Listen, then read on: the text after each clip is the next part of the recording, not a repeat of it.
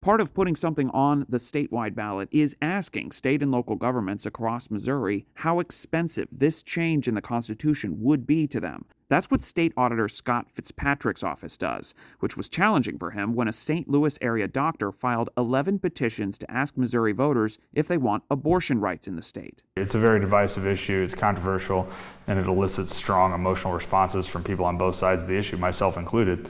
This has become a bigger deal and it has become the subject of litigation. That litigation is being brought by the ACLU of Missouri on behalf of the doctor that filed the petitions. It's Missourians' right to direct democracy that's at stake. Everyone should take issue with what's happening here. Scott Fitzpatrick is staunchly against abortion and said he'll vote against the question if it gets on the ballot.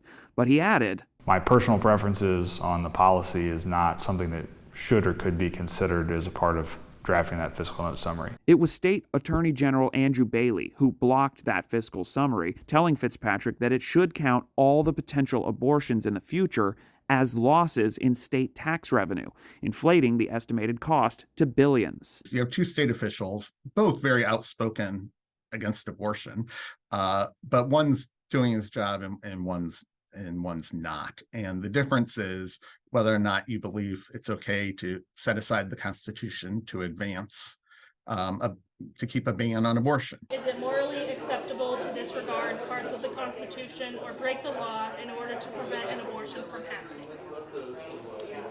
Yeah, I'm going to need to spend a little more time thinking through that philosophical, moral question. The ruling in this case could set a major precedent in Missouri, giving state officials much more power over citizen-led petitions. In Jefferson City, I'm Joe McLean.